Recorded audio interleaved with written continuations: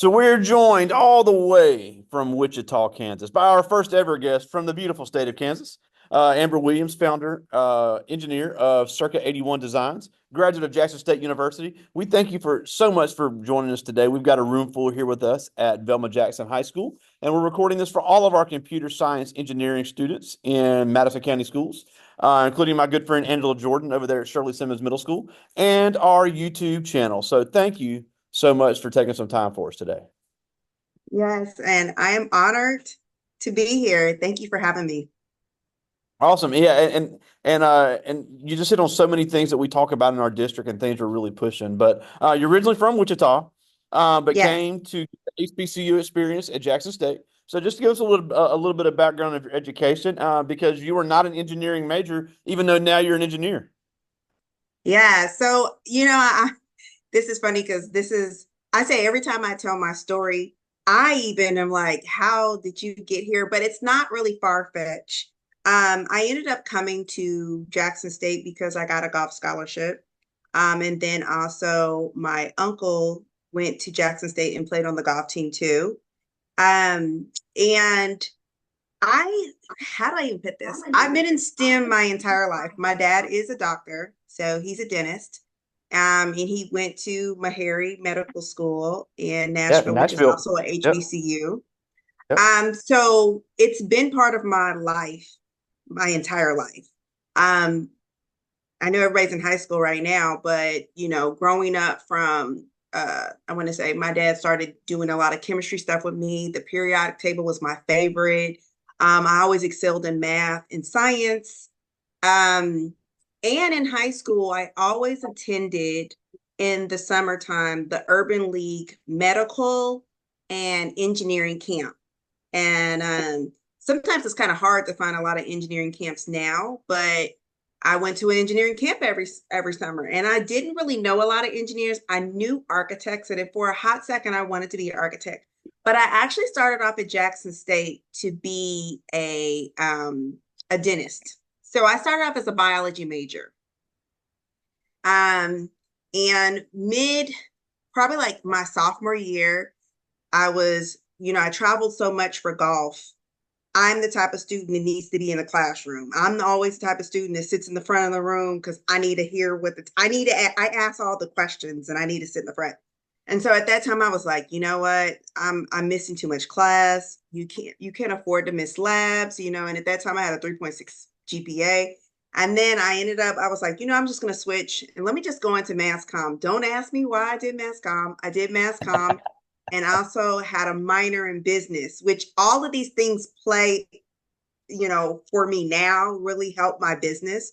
So I ended up graduating from Jackson State with a PR degree and a minor in business marketing. And I had really told myself that I would come back to science after I graduated. And there's so much more that goes on. I mean, after I graduated, I ended up having a son. So, I was just really focused on motherhood. And then fast forward, um, after I had moved back to Wichita, Kansas in 2015. I had started a business, a retail business. And I actually had a friend come to me and he was like, "What do you really want to do, Amber?" And I was like, "I really want to design furniture." And so I went and took some classes at a community, a technical college, which I'm very big about, like technical colleges. My son right now is graduating with his associates in welding, and he's already in the field. He's traveling. He's making up to $35 an hour as a welder, and he's 19. So I'm big on, going to technical and vocational schools too. Oh, we're gonna get to that, believe me. Yeah. And Okay. so I ended up going to the vocational school where my son goes to and took some classes to learn how to do CAD. And I got in there and I got like, I tell everybody, I got this aha moment from God. And he was just like, "Amber, go bigger." And I was like, "What do you mean?" And I was just like, "Go bigger." And I was like, and at the time I was finding out that I was in this mechanical engineering program. And I was like, "This is engineering." And I was like, "I love it." And I was like, "I always wonder what engineers do. This is part of design. I always wanted to do some government contracts. I had a background. I had worked at a construction company. My parents had real estate. So I had done contracting work. And then I ended up getting in It wasn't that easy, but I got into the engineering program. I had to take calculus 2. I had to take engineering economics, but I got into the program and I graduated last December and then got boots on the ground right now scaling this business. That's awesome. Now, just rewind real quick. I know you mentioned you were a Division I athlete on the golf team at Jackson State. With the legendary, we got to mention Eddie Payton. Was Yes, my neighbor. Eddie. Was my neighbor in high school. But he Okay. the brother of the legendary Walter Payton, was Yes. the golf coach for several years at Jackson State, and he played golf with my good friend Tierra Manigault as well. So really, Oh, yes. Here is yeah. my friend. So yeah, so but again, you mentioned the demands of a Division I athlete. What even the smaller sports, because obviously golf is not like football or anything, but it still has the same demands. It has the same demands of travel, has the same demands of practice, and it has the same demands of academics. So even, we have a lot of kids that play other sports in our district. Even they play tennis, swimming, all these smaller sports at these colleges. You can get a full scholarship to play these sports, but the demand on you is not like high school. You can't just skip school. You can't skip practice. You're on the road all the time. So it is very important for our kids that are athletes to understand that time management aspect of being a college athlete Yes. is way different than being a high school athlete. It is. It's very different. It's very different. Yeah. Now, Avi, you just gave us a brief rundown of the things you've done, but you started Circa 81 Designs, which is your company. So talk a little bit about what you do because you have your hands in a lot of things there, dealing with construction, and I know you're looking to get into furniture manufacturing. So you're doing the engineering side of that, and you're helping a lot Yeah. with the project management and pretty much start to finish when it comes to construction projects there for the Native American community in Kansas. Yeah, so we are very diversified. I put the manufacturing of furniture on the back end. I said, let me go on and build this company and then I'll come back to it, you know? So I don't really focus on manufacturing furniture, but we do contract furniture services, which I'll get into that. So we are a Native American women-owned design, engineering, and operation management firm. So we provide innovative solutions, advisory and consulting services to Native American tribes, the federal government, and private enterprises. And so when you talk about solutions, solutions are finding solutions can be in anything from let's take this high school right now that has to be built. There's something called procurement. There's something called engineering design. There's something called MEP, which is the mechanical, the electrical, the plumbing. The one of my friends called it the guts, but I call it the infrastructure of how the building runs and how it speaks to each other, the bathrooms and all the things. And of course, before they even do that, they have to survey the land. They have to the concept. They have to get it approved by the board. They have to procure the vendors. They have to do all those things. So when it comes to those solutions, we're able to provide some of those solutions for the school. Like it'd be things for contract furniture. So anything from any furniture pieces in there. When it comes to the project management, I feel like that is where that's my sweet spot, managing subcontractors, managing people, period.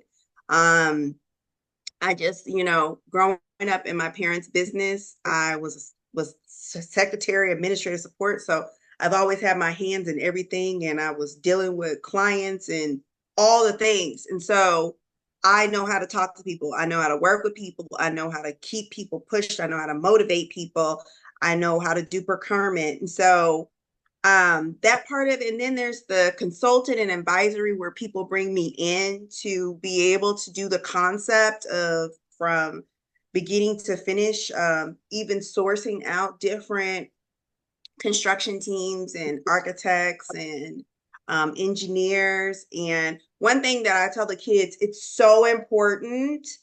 Relationships will always be important in your life because some of the things that I'm doing right now or the teams that I get to be on are from relationships from Jackson State, from some of my friends. And, we keep up with each other. One thing I've always been the type of person I just check up on people like, hey, how are you doing? How's it going? And I just always try to figure out how can I bring value. It's not always like what can you do for me, but how can we work together to help each other out? So I really believe in collaboration, which is big.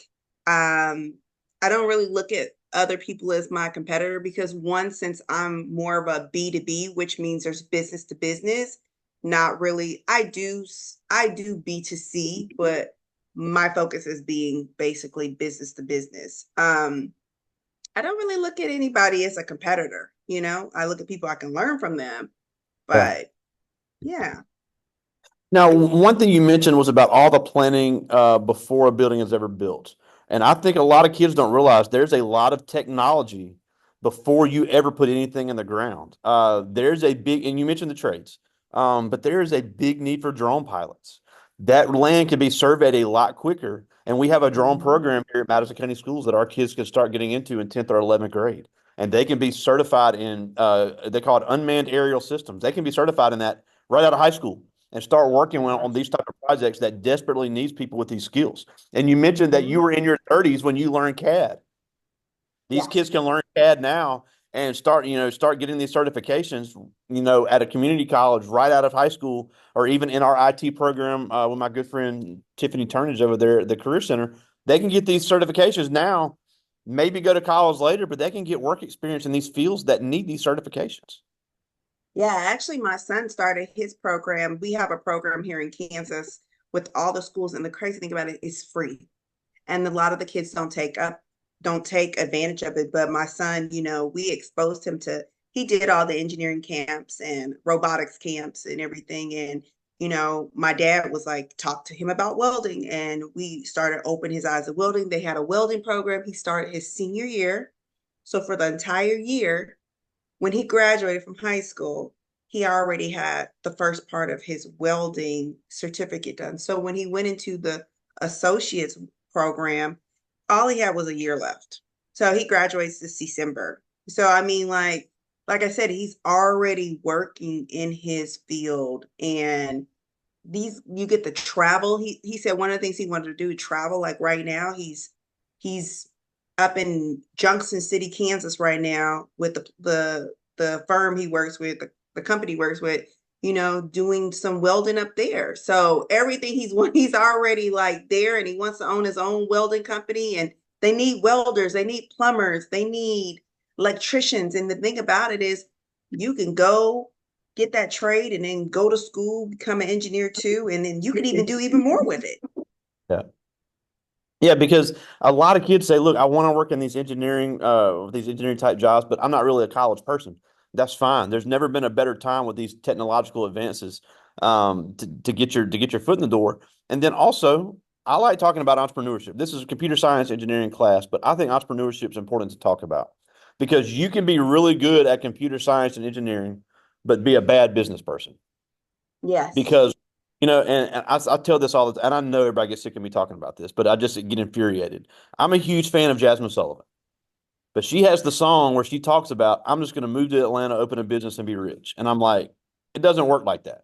So, obviously people can be great employees and, there's nothing wrong with that. I encourage it. If you don't want to take the financial risk, be a great employee. You can think like an entrepreneur and be a great employee, especially in your field. You can give ideas on how to build projects. You can give ideas on how to be more efficient in a construction project.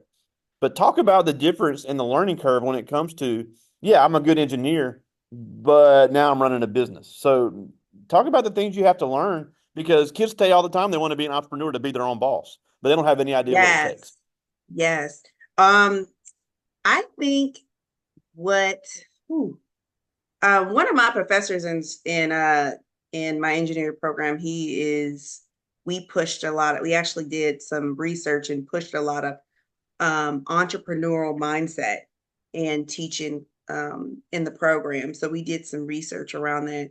And so many things, like especially one of the things that he was preparing us when we get out of the school for engineering is for you to know how to read financial statements, what a P&L is, what a balance sheet is. Like as a business owner, an entrepreneur, if you don't know what those things are, then you might need to go back and figure out what you're doing, because those are the first thing. Finance is the biggest thing in business, because I'm going to tell you, There's so many people out here that are like telling you, oh my God, it's so easy to get funding. I'm not telling you to worry about the funding because it comes and there's so many ways to get funding, right? But what I'm telling you is that I think it's also good for you to know what it's like to go out and get a job, work in somebody's, and this is what I did a lot, is I worked in other people's companies only to figure out their process, to like get the experience of their process. Like, I mean, if I start telling all the other little jobs I had to, if I tell them, people were like, but why would you do that? And I'm like, I had to do it for me. That was just my experience. And one thing my mom always said is that you never start learning, you never stop learning. And that does not mean school. That doesn't mean you have to go and continue to go to school, but there's just learning on life. There's professional development, emotional intelligence. These are the things you need in business because you need to know sales. You know how need to know how to sell. At the end of the day, if you can't sell anything, if you're scared to get up and promote your business every single day, you don't need to become an entrepreneur. If you're scared of what other people think about you constantly, you don't need to be an entrepreneur. If you care about looking like a fool and you don't want to look like a fool, don't become an entrepreneur. If you are scared of failing, don't become an entrepreneur. And that's the one thing about being an engineer.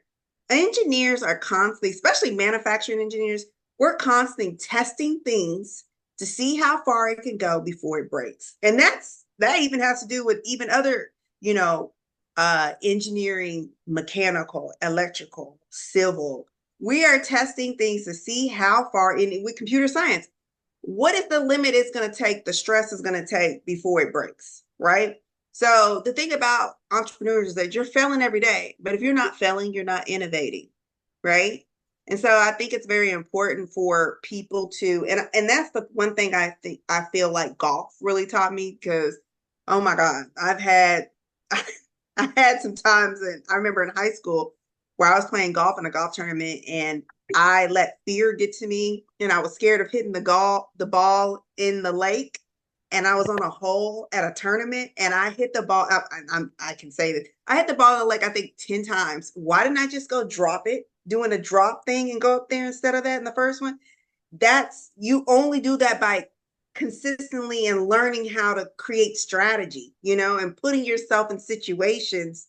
But I was like, no, I'm just gonna keep hitting this ball over. It's gonna go. And I was like, so embarrassing. But for me, I don't care what I look like to anybody else because this is my dream. And like, I don't care how it looks, how I got here. I think it's the coolest thing. I told a CEO this week of a huge firm here that has 400 employees. I said, I think what makes me the unusual, over the top, like just different engineer, not your everyday engineer, is because I got to go the route of big dreaming, of being creative, of doing it another way, then coming back to theory, you know? And when you get into business and as an engineer, and if you only go by theory and you only take so much risk, like you're never gonna know how far you're gonna go. So, there's a lot of engineers out here who I had some professors, he was an entrepreneur and he said, I just couldn't do the risk anymore. So I like being a professor. And that's okay. Now, on one of your YouTube videos, you did mention something that you even do with polymer engineering. I think that's a side of engineering that doesn't get enough credit. You said And the what? university, you said how you dealt with polymers when it comes to some of your projects. And Southern Miss has the polymer science program. I know Okay. Jackson State, you mentioned electrical engineering. They've really revamped their engineering program here in the last few years. Ole Miss, Mississippi State, all are really on the cutting edge of these engineering degrees, and they have great partnerships with Hines and Holmes and all the community colleges as well. So there's never been a better time to get into this field because the technology is constantly changing. Hmm. And the thing about it is like you don't have to just go into construction. You can, I think a lot of kids really focus, well, in my area where I'm from, They focus a lot on manufacturing because there's it's aerospace, so it's aerospace where I'm from. But also in Kansas, K-State has a really huge agricultural um industry. We're huge, country land, wheat, all that stuff, middle America. And that is actually something that we are have ventured into agriculture too. It's more or less on the side of like agricultural precision technology. So like the cyber physical systems parts of it, the robotics, the drones, the sensors, crop monitoring, operation management of farmers, which is huge because a lot of farmers are generational farmers. And a lot of the engineers that I've met and architects I've met, they grew up on farms. And some of their parents were like, you don't want to be a farmer. And I'm like, why wouldn't you want to be a farmer? And I think more or less it's because maybe their parents haven't really figured out the business side of it, because some people just want to farming is an art. It's not just a business, it's art. But I'm glad you mentioned that too, because the technological and engineering advancements in agriculture it's too hard to even keep up with. Mississippi State and Alcorn both just really on the cutting edge of agriculture technology, and they are turning out some six-figure jobs after going through that. Mm. But a couple of things I want to talk about before I get to the students' questions. And this really is an engineering question, but I like asking this because you're a proud graduate of Jackson State, but you also went to Wichita State, which we know is a PWI. So you went to an HBCU undergrad and a PWI graduate. And I've met people that have done it in reverse or however. But I like hearing when kids are making their college decisions, what are the pros and cons of those? Because they both offer different things that can be useful for somebody's education. Uh, mm. Oh, but I'll say this. I'm a huge component for HBCUs. I knew as a young girl that I was going to a HBCU because both of my parents went to a HBCU. So that's what I knew, even though I knew about which I never thought I was going to go to Wichita State. But also my dad wanted me to go to Florida State to play golf there for the Gators. And but I knew I was going to go to HBCUs, and there's no experience like it. I can't even sometimes explain the experience. Actually, this year we are celebrating I'm celebrating my 20-year reunion from Jackson State. So I'll be there next week, which I'm super excited. And to see people like you. And I think that's the one thing. I grew up because my dad's a dentist. He met my mom at Tennessee State. My mom went to Tennessee State in In Nashville. Nashville. He's Yeah. from Tennessee. And of course, like I said, my dad went to Meharry. And there's nothing like it. There's nothing. I've always grew up seeing people like me of excellence being doctors, entrepreneurs, construction owners, finance. I've seen it. So I think for me, I always believed it was possible for me because I seen those people, and I always made sure, even with my son, that he sees. I think it's very important for you to see people like you to also put in your mind that it is possible. Representation is so important. And once a Black little girl or Black little boy sees that somebody's an engineer, they're like, well, shoot, I can be that too. A lot of the people that I talk to who are engineers is because they experienced somebody who was the same color of them as in that field, and they were like, I want to do that too. So I just think it's so important. There's so much history. um Gosh, it's just I just love it. Now going to the PWI was a totally different experience because how do we explain this? And I will say this, that one day I walked into a room where some kids at Wichita State were trying to talk about the Black school experience. And I'm like, and they had never attended a Black school experience. And I walked in and I know it was none of my business to be chiming in, but I had to chime in because you were giving incorrect information about the HBCU experience. And they were like, the guy was like, what was, I was like, yeah, that's not, I graduated from HBCU and it's just not like that.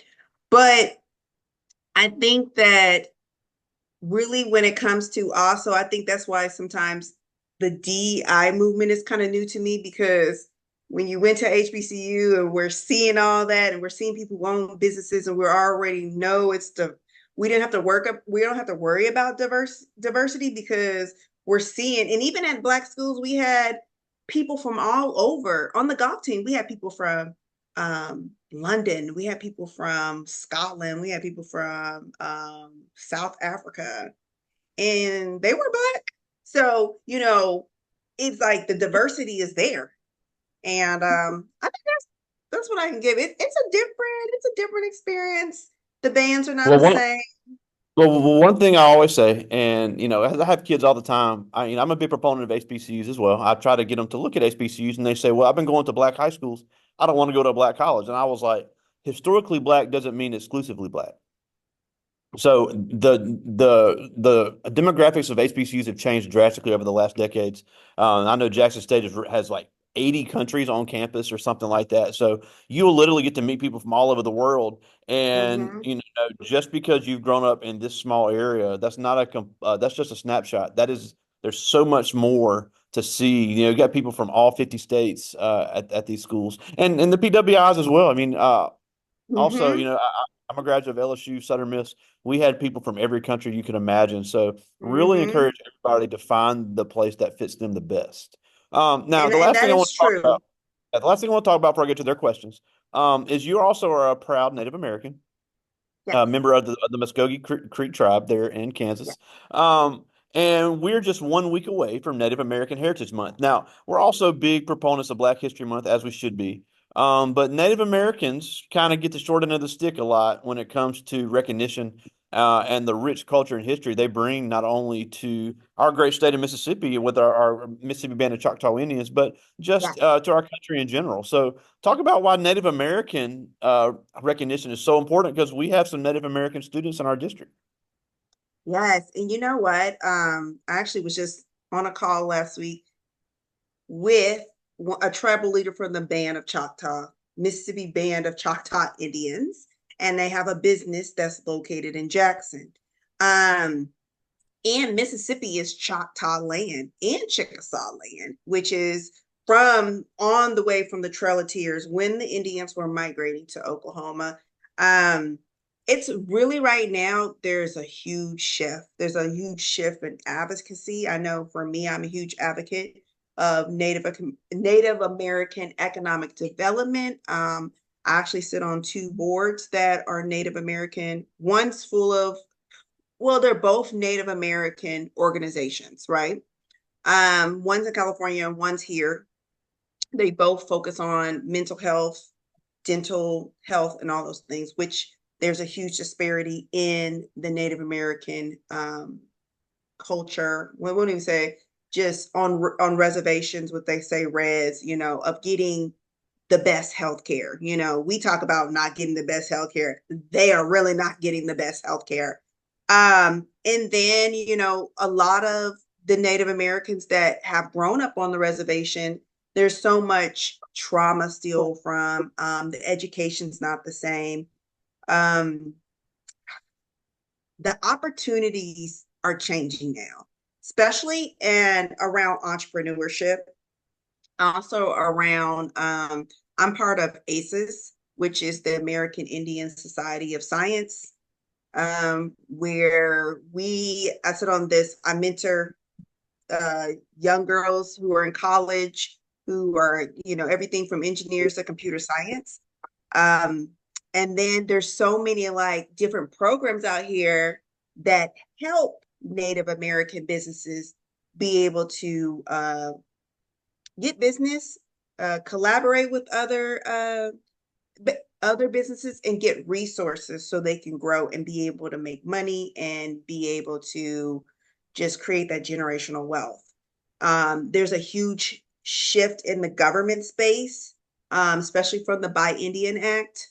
where they are making, they have set asides, which my company is, which is an ISB, which is an Indian Small Business Economic Enterprise, where we're able to bid or go after contracts that are set aside only for Native American businesses because there's a small space of us, compared. They don't talk about Native Americans as much as they talk Yeah, about other races. Even in the DEI space, they don't talk about Native yeah, Americans. They talk I about agree. everybody else, but they don't talk about Native Americans.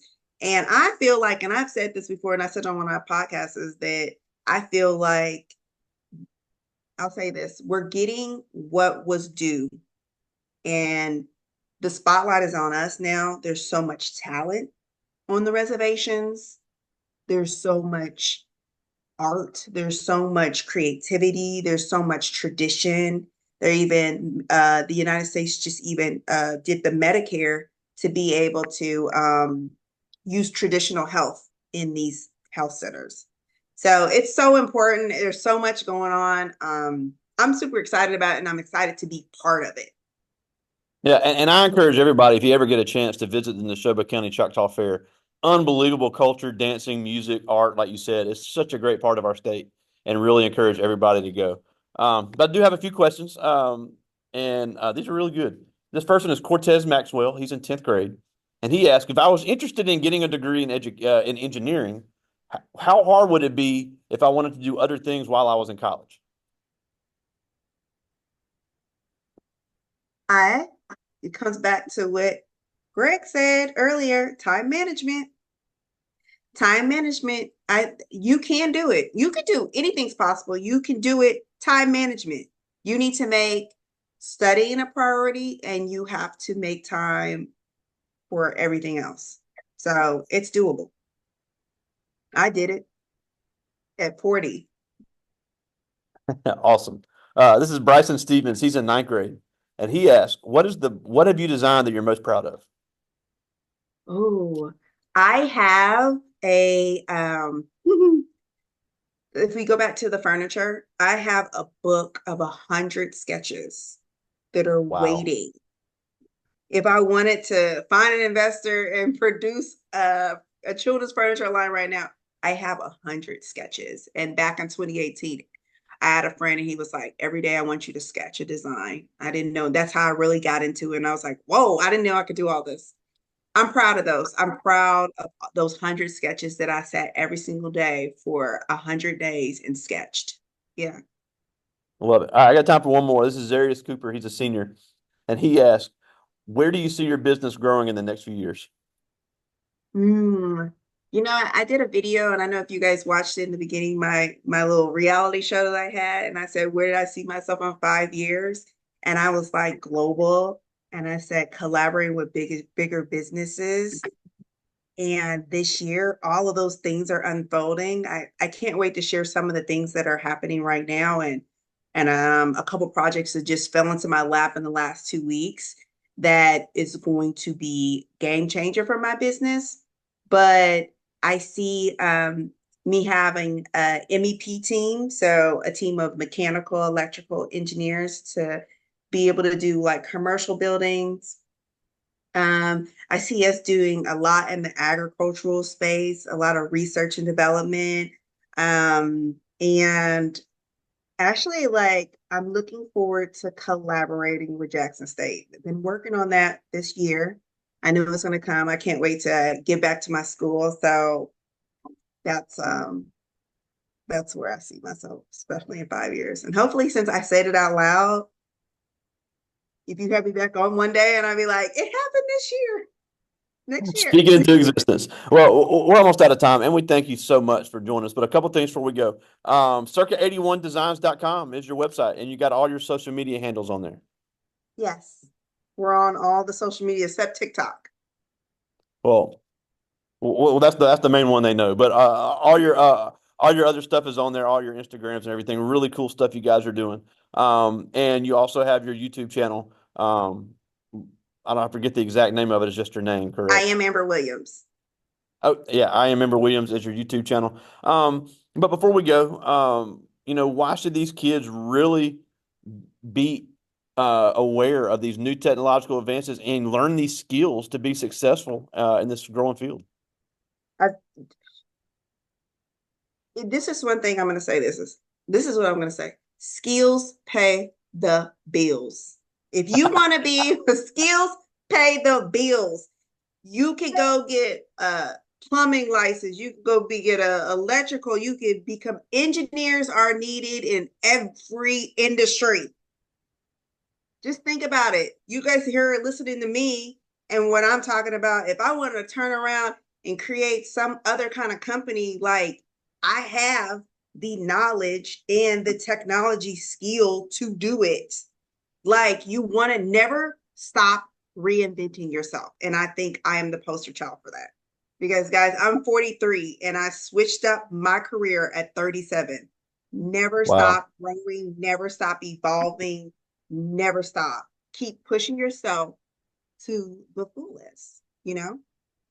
Love it. Well, we thank you so much. Our first ever guest from Kansas, Amber Williams, founder of Circa 81 Designs, graduate of Jackson State. We thank you so much for joining us today. Thank you for having me, and you guys have a great day. All right, see you soon, buddy. Okay, see you later.